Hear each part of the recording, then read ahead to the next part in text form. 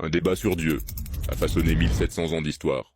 Imagine une salle immense, des rangées d'hommes en toge, des murmures tendus, et, au centre, un jeune empereur romain prêt à remodeler l'avenir du christianisme.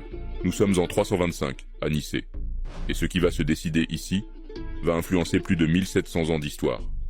Bienvenue au premier concile œcuménique. L'Empire romain vient d'être secoué par des décennies de troubles. Mais un homme change la donne. Constantin, premier empereur romain à soutenir le christianisme. Le problème, les chrétiens ne sont pas d'accord entre eux. Un conflit en particulier menace l'unité. La controverse arienne.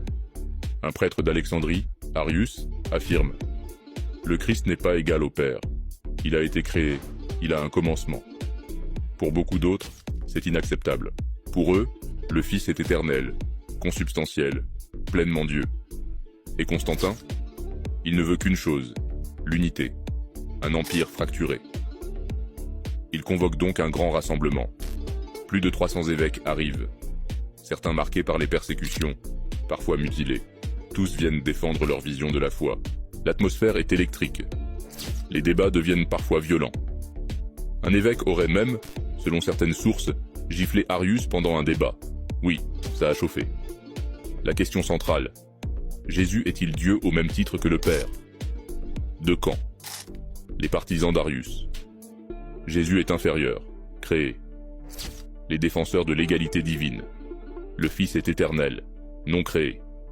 Après des semaines de débats, un mot grec va devenir célèbre. Homoousios, de même substance.